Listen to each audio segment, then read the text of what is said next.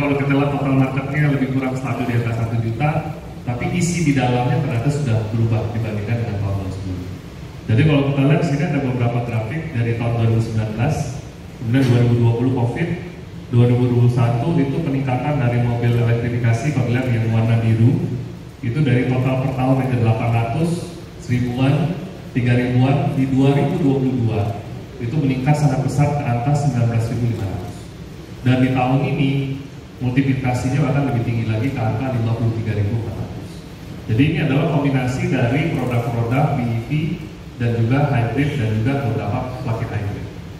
Nah, jadi kalau kita lihat Toyota adalah memang memiliki market share terbesar di mobil elektrifikasi, kira-kira di atas 50%. Jadi dari antara dua mobil elektrifikasi, satunya pasti adalah Toyota. Isi di dalamnya mungkin Bapak Ibu sudah lihat di jalan ya.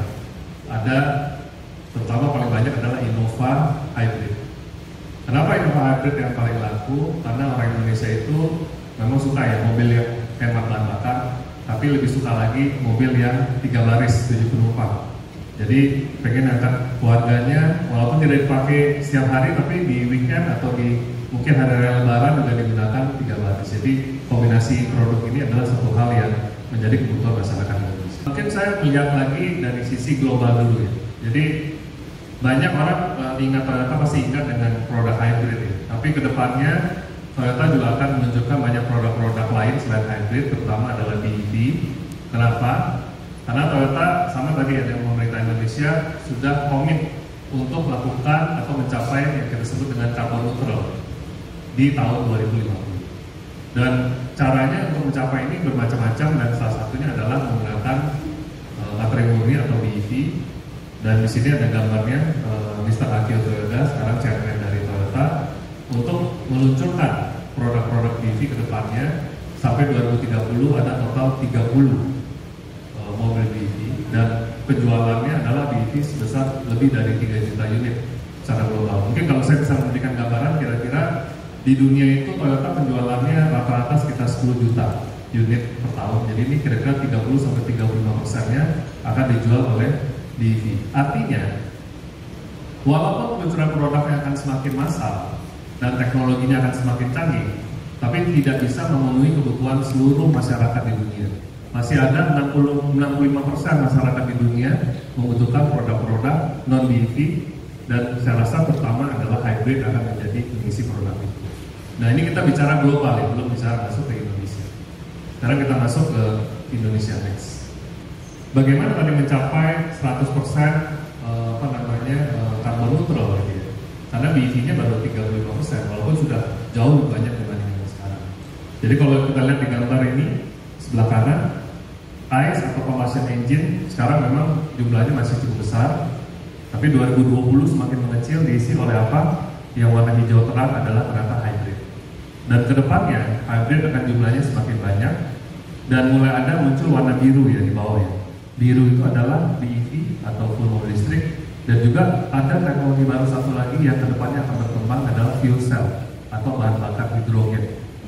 Kombinasi dari semua teknologi ini harapannya di 2050 bisa yang kita sebut mencapai carbon neutral, mulai dari hybrid, plug-in hybrid, BEV dan juga fuel cell. Tapi kalau kita lihat dari warna ini, memang forecast kita hybrid masih menjadi salah satu volume yang dominan di dunia.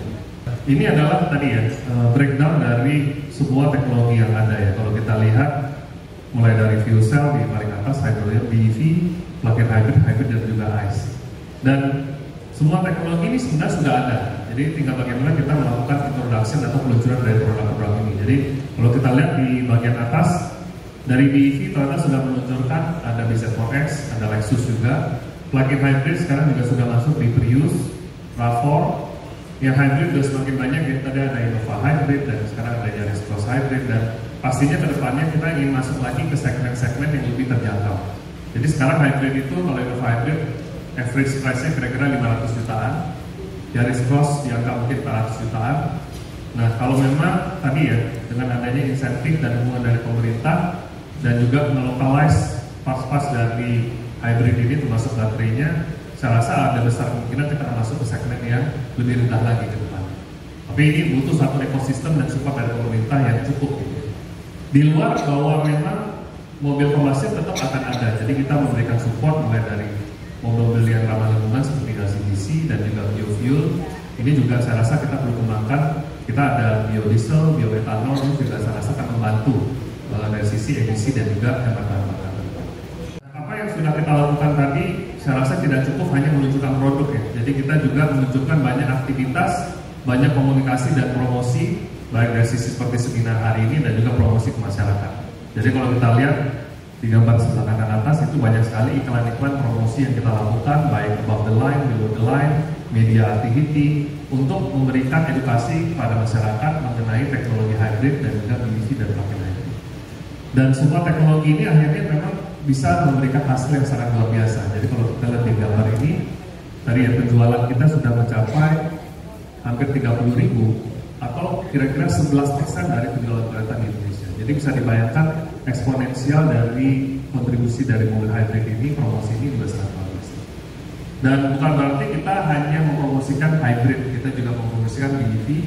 Dan Toyota adalah salah satu pioneer yang mempersiapkan charging station terbanyak di Indonesia. Jadi sekarang kita sudah punya 65 dealer yang dilengkapi dengan charging station di luar dari beberapa public space. Di Jalan Sudirman ada di Menara Astra, ada di SCBD, dan sekarang juga ada di Jalan Tol, karena Astra juga kebetulan berkembang di tol infrastruktur juga. Dan kedepannya kita akan mengembangkan ke seluruh dealer kita, lebih dari 300 cabang, dan juga mengembangkan juga public charging di tempat-tempat yang lain.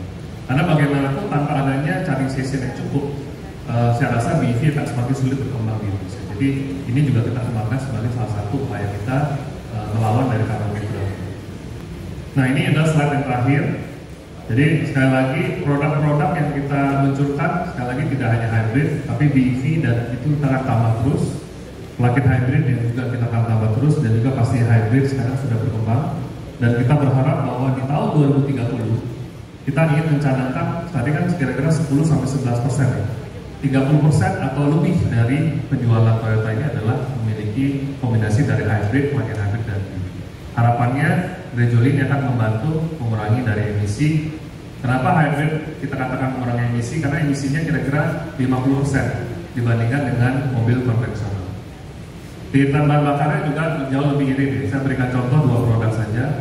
Innova Zenix Hybrid itu kalau kita bandingkan orang Indonesia lebih mudah 1 liter berapa kilo gitu ya. 1 liter 22 kilo. Mobil Innova yang lama, Innova Reborn, yang bensin itu 1/8, 1/9. Ya, lebih dari 2 kali lipat dari itu. Yaris Cross itu bahkan sampai 1/30 km. Kalau dibandingkan dengan Yaris biasa ya mungkin 1/10 sampai 1/12. Jadi saya rasa memberikan kontribusi yang baik buat Indonesia, dan kita butuh support dari seluruh masyarakat dan pemerintah bagaimana produk-produk ramah lingkungan ini bisa berkembang dan besar lagi dan mendukung industri otomotif Indonesia. Saya rasa itu dari saya, mungkin nanti kita akan lanjutkan.